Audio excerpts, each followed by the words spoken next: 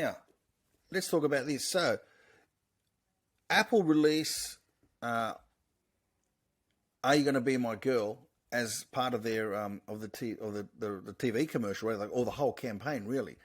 That then just catapults you guys into sort of superstardom. All of us. So, where did you start and where did you end up after that? Like immediately on the two sides of that. So you released the album "Get Born." It had a bit of a lukewarm sort of a response to it. It wasn't really going where the record company wanted it to go. Apple used your song, bang! All of a sudden, you're famous all over the world. How many copies did you guys have? Well, 3.5 million, I think it was, of that album, was it? Oh, honestly, I have no real understanding of. I mean, I've never known the data, like the numerical figures of how much we sold or any of that stuff.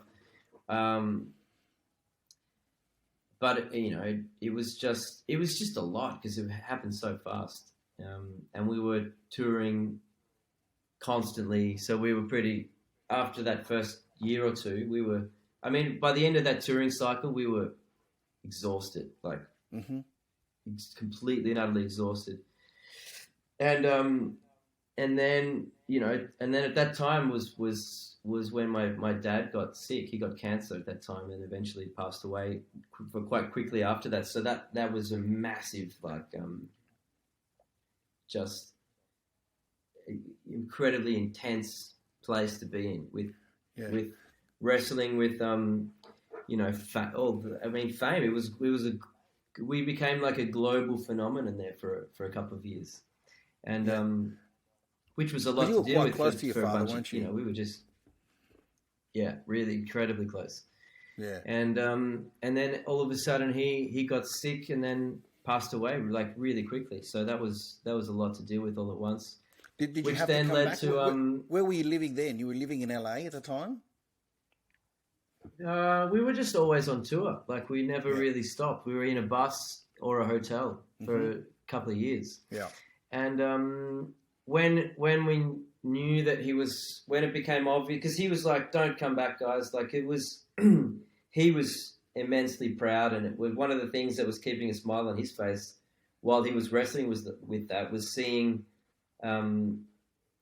our success because it was a great source of pride for him, obviously. And I remember I was asked to write a song for the Spider-Man sequel, which I did and was in the featured in the movie in quite a pivotal moment in the scene and in the movie, and the producers of the film very kindly sent an advanced copy of the movie over to Dad's hospital so he could watch it. Wow. Which was quite amazing.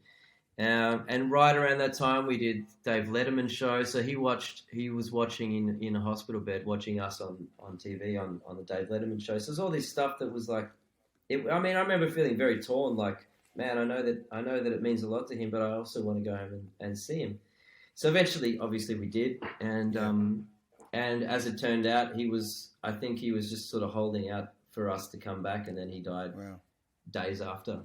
Yeah, which was pretty. I mean, here you are, the height of your fame, and then you have this immense tragedy at the same time.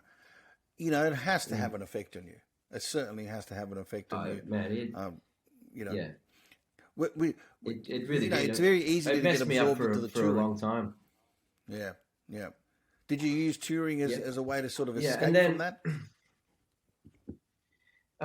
No, I think probably, to be honest, like it was more sort of deeper into excessive lifestyle and alcohol and drugs and that stuff, which became quite problematic around that period. And then we were supposed to get to work on the second album, which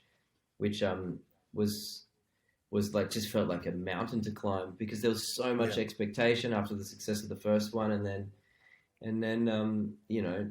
throw in the just having lost for me and Chris, just having lost our father, and then our way of kids' way of dealing with that was to drink more and escape into drugs and alcohol, and just became an impossible situation to maintain.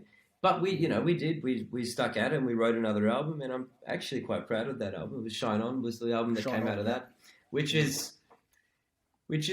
I mean, it's a lot darker than the first one. It wasn't maybe what it has a very different mood. I think you described it as once. Yeah, it did. I mean, it had to have, but it was really hard to write songs in that state of mind, because I think, and I realize it more and more now, like, in order for me to be the best version of myself, I need to be completely open and free, and feel like you have to be kind of fearless and take risks. And every instinct I had in my body at that time was to just like close up and become insular, which is not a good headspace if you want to try and write music. And I can feel that in that album when I listen back to it. Like it's still very good, and it's interesting for that reason, actually, because I can feel this like juxtaposition, this push and pull of sort of wanting to open up, but at the same time it feels sort of very restricted. But it's quite I think it's. I mean, I think it's an impressive album considering what we were up against, particularly. Yeah. Again, that's a really, really nice insight into songwriting, and how a lot of artists get affected by that when they get onto drinking and drugs and making you feel that way. It's hard to be very, very creative. Some people are very creative on it, some people are not. I think maybe my brother, again, just the differences in temperament. Like I think my brother really, I mean, he's one of those guys who really kind of feeds off drama and chaos. And I think he, I mean, not to say that it was any less difficult for him, but creatively, he seemed to sort of feed off that in a way that I definitely didn't. I just became a bit more reclusive and went into sort of self-preservation mode, protection mode, and became quite closed as a person.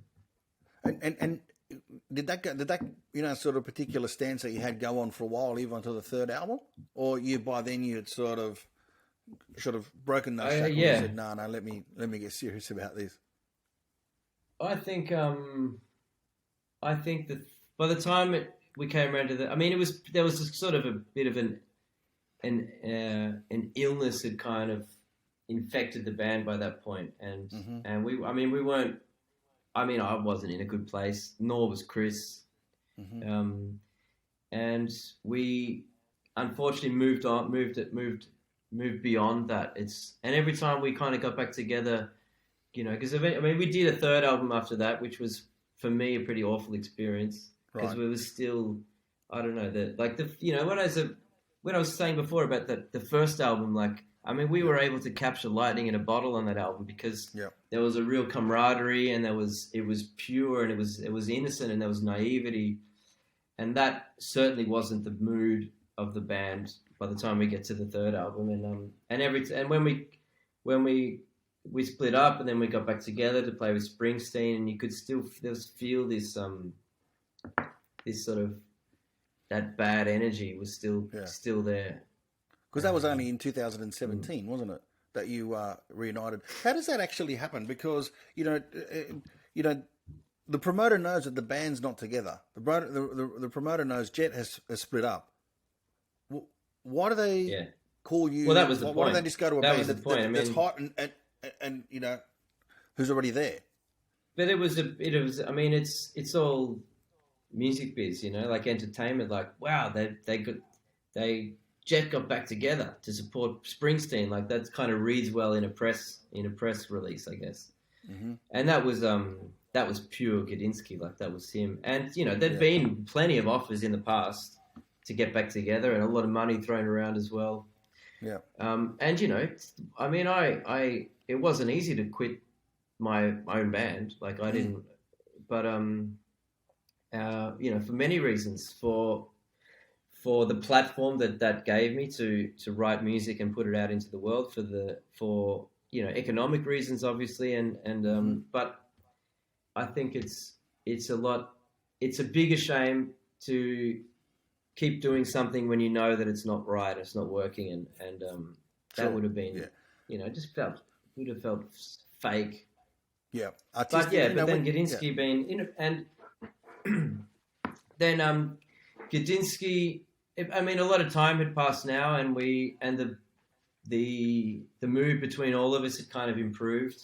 And as I said, like I didn't want to quit my own band, and then as soon as I saw you see a glimmer of hope, like maybe we could try again, and that was when that offer to support Springsteen came around. It was right at that moment when there was a kind of a nice mood between the four of us again for the first time in a while, and it was like, this feels like the right moment to try, and we did, and actually it went pretty well, and then we did another tour shortly after that, and then the wheels started to fall off again for numerous reasons, but.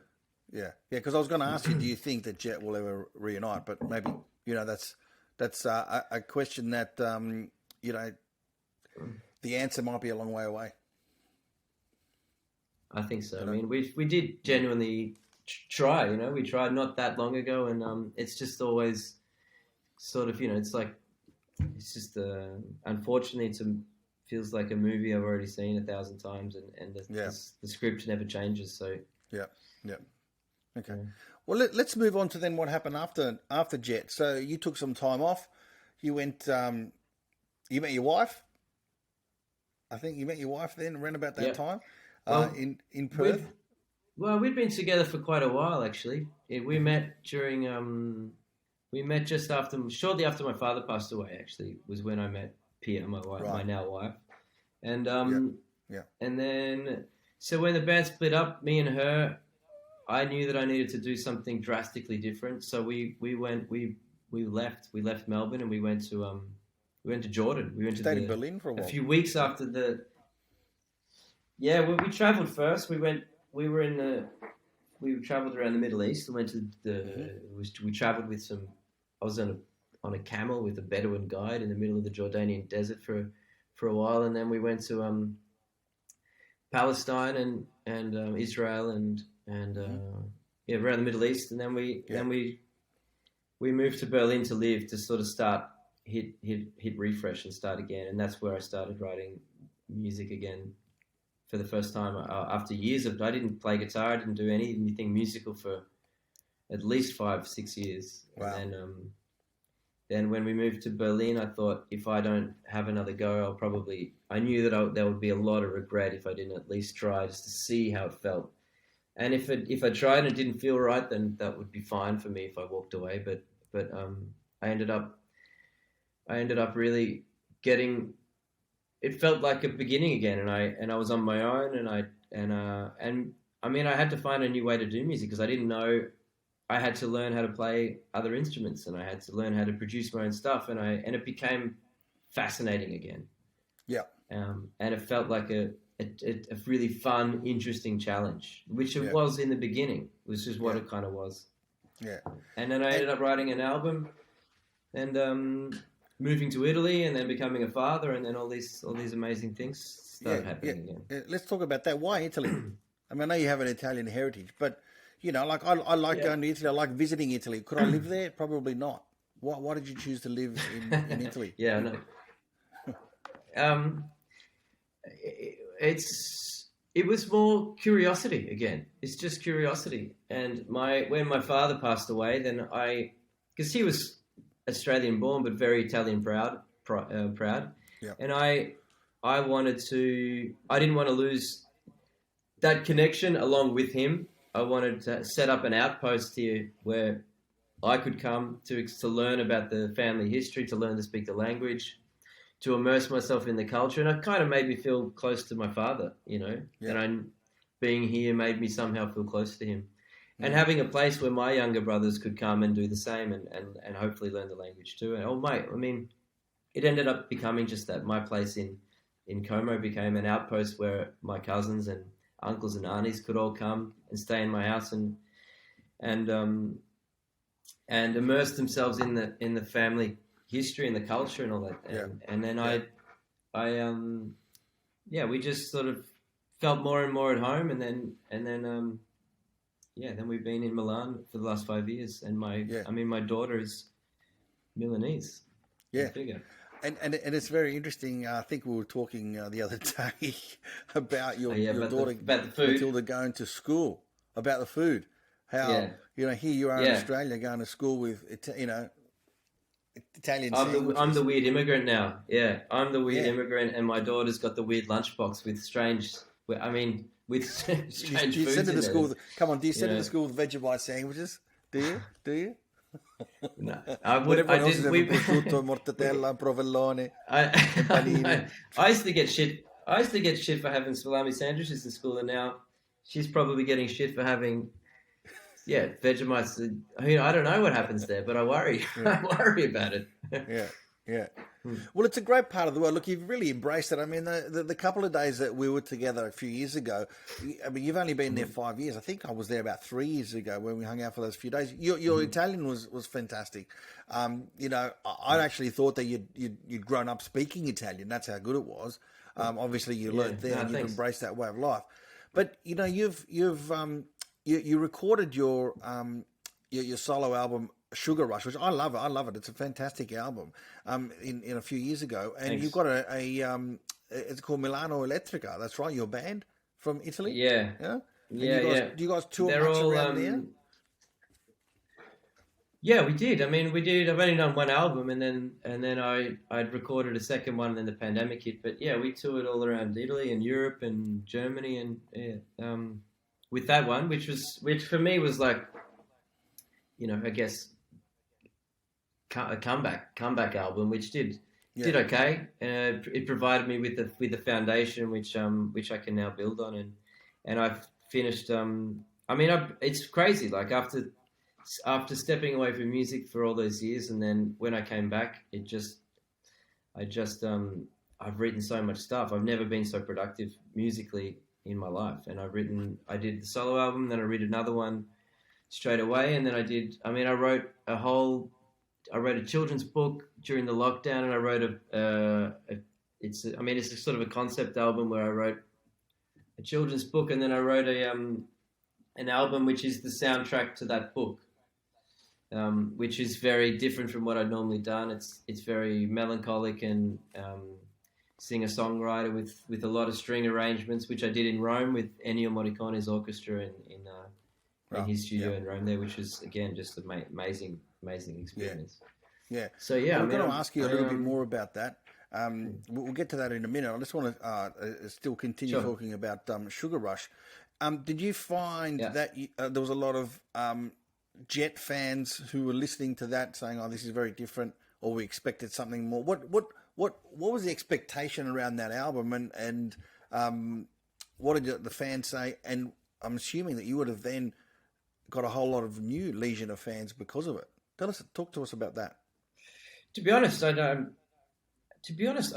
genuinely mean this. I'm not sure. I have no idea, and I think one thing that's been really healthy about starting again is especially now that I'm a bit more older and wiser, is I really don't care that much anymore about about that side of things, because there was moments in Jet where you can't help but sort of get caught up in what people are going to say or what people are going to think, which can be really dangerous. And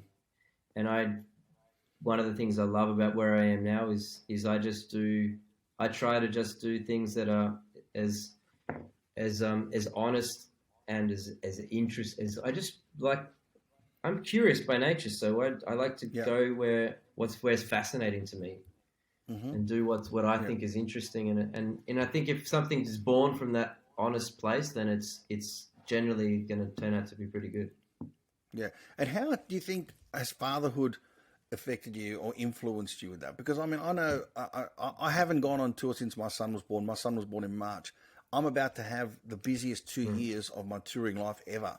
It's already been booked. And I haven't been on tour. That's going to be tough, huh? Yeah.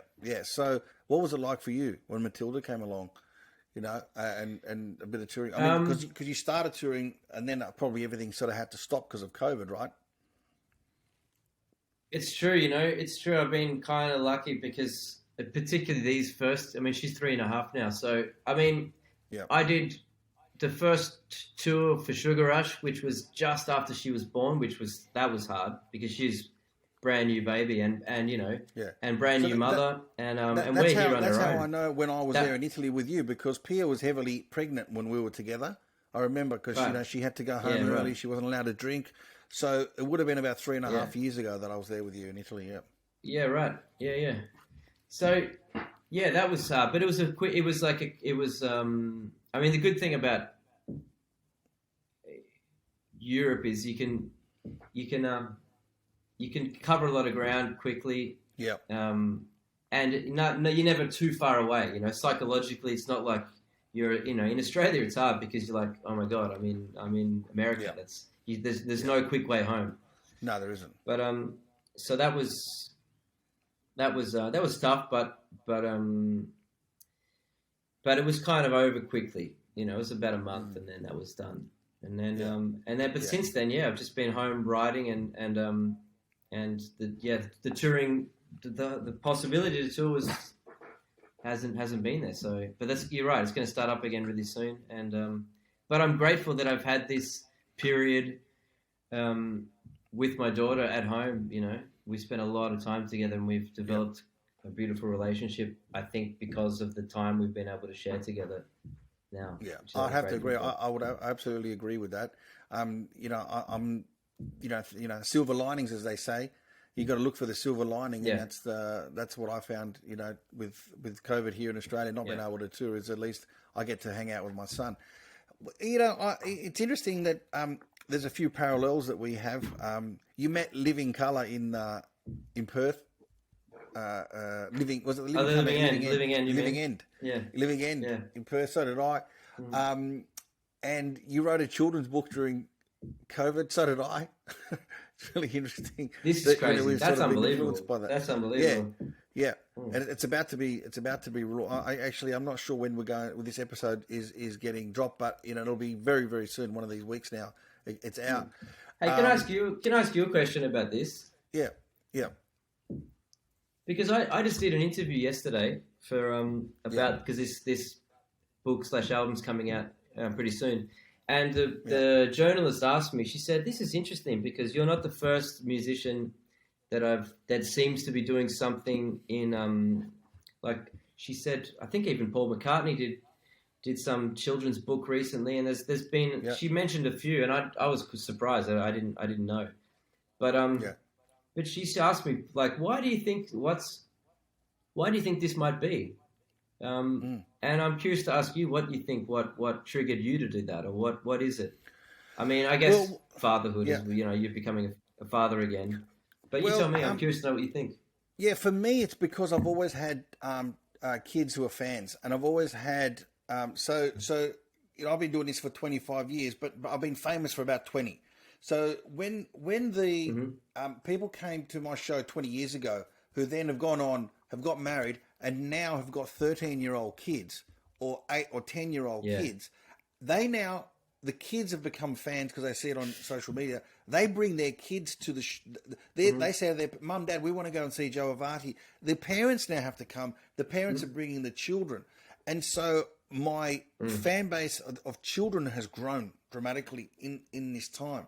Yeah, okay. And it came out of the idea that a lot of my fans wanted to teach their children what it was like to grow up. And because they still have the grandparents as well, right? So 7 and 8 year, it's really aimed at the 6, 7, 8-year-old sort of market, right? And they still have their nonna and nonna around. But we're sort of stuck in the middle. And so I wanted to be able to communicate to the kids through a book, but what I sort of made it challenging so that there's stuff in the book that's funny to the kids, but also at the same time funny for the parents. So that parents can be, kids can read it. They can read it to as the children are going to bed, but then once the kids go to bed, the parents can get the book and read it around the table themselves and have a laugh because it's designed like that. So I wanted to do that, and I wanted to know if I could make children laugh in that way, because I don't really see the children laughing when they're at home watching the Facebook, or I can sort of see them, you know, if I can see them in the crowd, but generally when I'm in a large theatre and I can't see them, so I can't see them laughing, and I wanted to be able to see, you know, if I can make them laugh in another way. that's the short of it, really. Yeah, I just thought, let me do something different. And there's a lot of comedians who are doing that as well now. So that's why I did it. And I think that I can be in touch with kids. I'm a big kid. With my kid, I throw myself around. I'm 47 years old now. I throw myself around. This is really interesting. I do a lot of characters for him. And with my dad, I'm not sure if your dad was the same. He was like that. He was just straight, or he lost his shit. That was it. There was no mucking around. I never saw my dad doing characters, voices, impressions. Okay. Right. So when he got the shits, when he got upset, so I should say, because there's a lot of people listening from overseas. When you're in Australia, when you say you've got the shits, it means you're upset. It doesn't mean you have to go to the toilet. Right? 'Cause I get caught. I'd always say, I'd be touring in America or Canada, and I'd be like, I got the shits, mate. And the microphone's on, I got the shits. And the people would come up and go, sir, the bathroom's over there. What the hell's that got to do with it, So, but I do all these characters for him. And the other day he did something. The other day he got the remote control, and within 3 minutes managed to disable all the internet off all the TVs in the house. And I send me, I go, Antonio, what the hell have you done? What do you think you're doing? Like this. I got really serious. What does he do? He looks at me for a second and then starts laughing. Because, Nick, what I've just done... He thought you were doing a character. Another character. So that's why parents of today can't discipline their kids like our dad. All my dad had to do was look at me, and I knew, man, stop, man. Yeah. You better stop what you're doing, because you're about to cop a lot of shit. No, it doesn't work anymore. And so I'm a big kid, and I have a lot of fun with kids, and I just think kids are fantastic. I've got a daughter in North America, and I don't see her that much, but the times that I am with her, I just loved it. So I cherish every moment that I have with my son. So that's why. So tell us about your book. Can I ask you another question? Sure. Okay. I don't need it. No, mate. This is a chat, man. We're mates. It's okay. Because I reckon I have a few friends. I have a friend of mine in Italy who's a booker, comedian, a promoter. Yep. And he's telling me, and I guess it must be so hard to be a comedian at the moment with this culture that we live in. Cancel culture. Yeah. Man, it must be that's like part of the gig. Like, how do you exist as a comedian in this environment? Like, it must be impossible. Okay, so there's two things I can tell you there. Number one, firstly, I don't have that much of a problem with it because the kind of stuff that I talk about is sort of family friendly. It's all observational comedy about family. Okay, so like you would have seen your nonno, you had Lambrusco coming out of his ears, and you got a nonno's house while they hell. Were they doing this? Why were they talking loudly? They're just talking about the phone. So the kind of stuff that I do, doesn't really warrant it. Doesn't get really affected by that. But I have noticed this though, that a gag that I used to do about 12 years ago, which was my nonno and nonna on stage, and my nonno and nonna fighting, and my nonno would turn around to my nonna, which he would do in real life, and go, "Ma, shut up," like this. Just a little line like that. Back about 12, 15 years ago, bang, that line would bring the house down. Now, it's not a funny line as such, it's just an observation. But why are people laughing? Because everyone's nonno and nonna had a fight like that, and every nonno told the nonna to shut up. Okay, funny. Okay, back. That's the thing. I do that same routine now. And I've had to take that part out of it because I do that routine. It gets to that part, and I would say, "Ma, shut up," just the same way that I would do it 12 years ago. And now the audience doesn't boo, but they're like, "Oh, come on, geez, you can't, mate, you can't." Right. Okay, so I've seen that. But even more specifically, there was another gag, because I used to talk about how when we were growing up, there was no peanut allergies. Right? I never heard of a peanut allergy. As an ethnic, there was no peanut. If we did, every ethnic kid would drop dead when we go for a visit, because that's the first thing they give us when we walk through the door, right? Even if you say, "Oh, my son's anaphylactic," that's all right. Give him a bucket of peanuts, it fits that up. Laugh. And then I talk about ADD and ADHD. I said, if we had ADD or ADHD, the teacher would have said, "Oh, Mr. Avati, your son's got ADHD." My old man would have gone, bang, and just gave me a smack and go, "Now he's going to focus, don't worry." Okay? Yeah. That joke there so I haven't done a show for about 6 months, but from 6 months prior, say about a year and a half ago, I'd do that joke, brings the house down. Towards the end of the touring before COVID hit, I'd do that gag, and I could already feel the audience starting to go, I don't know, can you say that? Right. Should you say that? It's becoming ridiculous. Yeah. It really is, because why is it that, and mind you, the people who laughed 10, 12 years ago at the Nono, where I used to say, must shut up, are the same people who are coming now. What's happened to them? Yeah, right. Yeah, that's the fascinating thing. It's the same people. It is, because, making someone laugh, that's an involuntary reaction. What we're doing is as comedians, we are evoking an involuntary reaction en masse at the same time for that whole group of people. Okay, so you can't, you can't help what you laugh at. So they were laughing 12 years ago, but now they're not. So what's edited that? What's censored that? And that's this woke movement. So people en masse are like, shit, they're editing what they're laughing at in their own head before they laugh. In the moment. In the moment too. That's crazy. And that's fucked. Yeah. Got to say. Yeah, it really is. Yeah. So, there you go. Can we talk about your book now?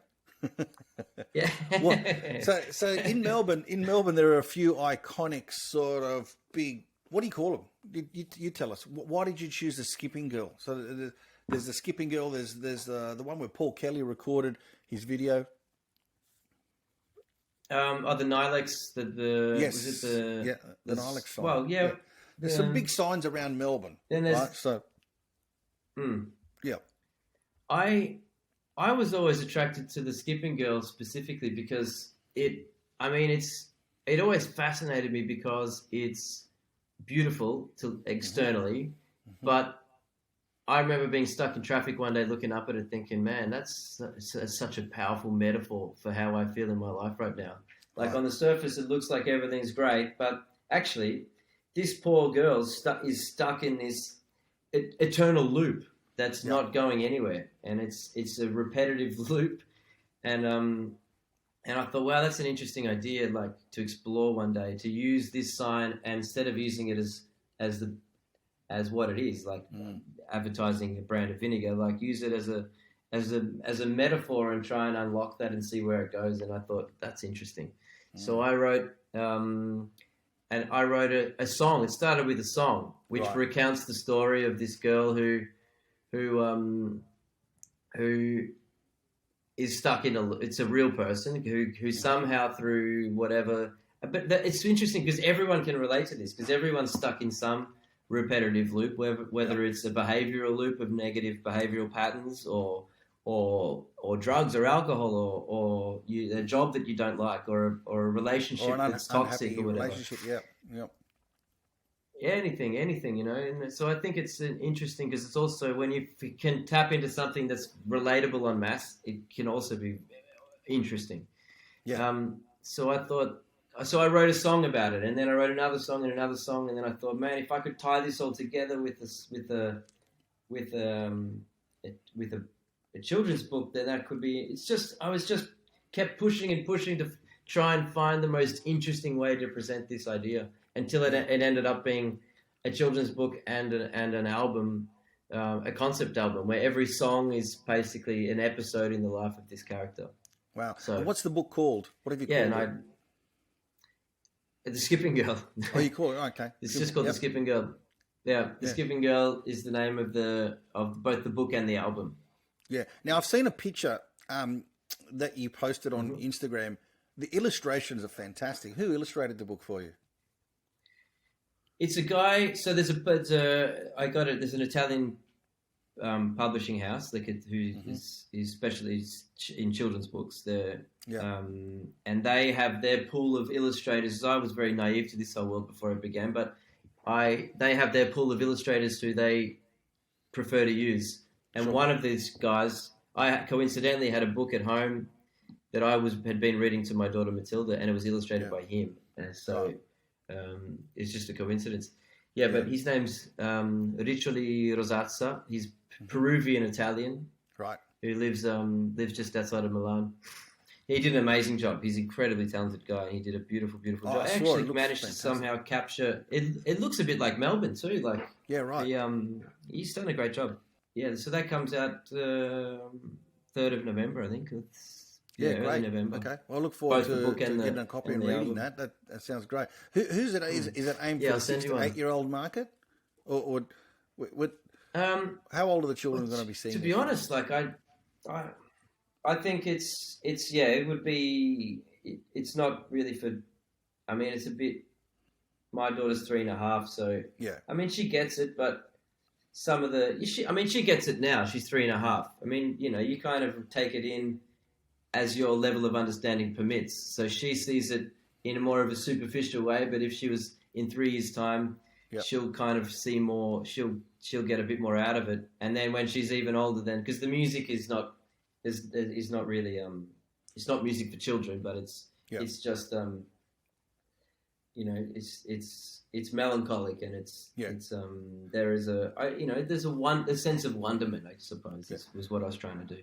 So do they come together as a package, or can you buy them separately? Or do when you're reading the book, you've got to listen to the music because it makes more sense? No. It's well, there's a normal book, which is only in Italian actually, or there's my one is like, I mean, I'm not making very very intelligent financial decisions here. It's a book. It's an album. It's an album which is the size of a vinyl. So it's basically a vinyl with a children's book in the front. So right. So I don't know how many copies of that I'll be selling, but it's a good idea anyway. You're a true artist, Nic. You're a true artist. Well, I don't know. And mate, before I always ask one question, but before we get to that, before we sort of start to wrap it up, what's next for you? I mean, after this, hopefully, are you coming back to Australia at all? See the family, because it would have been a while since you guys have been here.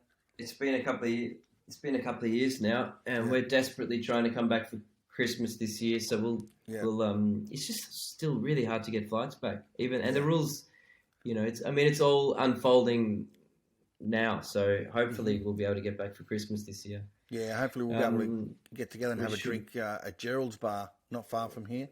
We will, mate. Yeah, I look forward to that. Yeah, I look forward to that very much. Before we go, what do you do to live your best life every day? I ask that to every guest. I try my best to follow my instincts and be curious. I really I encourage curiosity even in my own daughter, because I think that's a path to like a deep happiness. If you're following that, then I think you're going to arrive to a happy place. At least get close. Because it's interesting when you talk about success. Like, how do you quantify success? I've thought a lot about this. Like, what is success? Is it because there's many kinds. There's like financial success, but that's not necessarily not one. There's a difference between success and happiness. I guess that's what I'm trying to say. Sure. And I think happiness. You don't need to be successful to be happy. You don't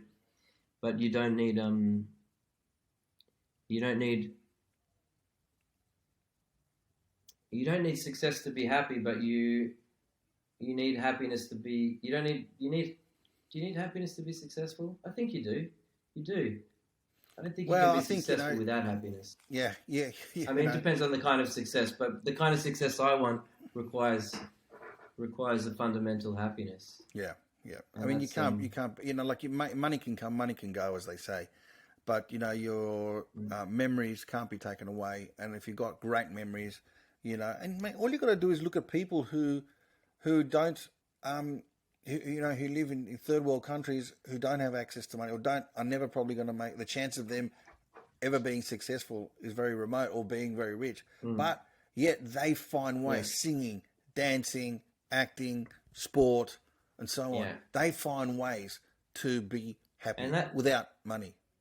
And so the answer to that is yes. And that to me is success. Like that. That is to me is success, and that's the best I can hope for my daughter. I think. That would make me in turn happy. Yeah, mate, it's been absolutely fantastic chatting. Nic. It's been great. Man, it's fun. We'll do it again. We'll definitely catch up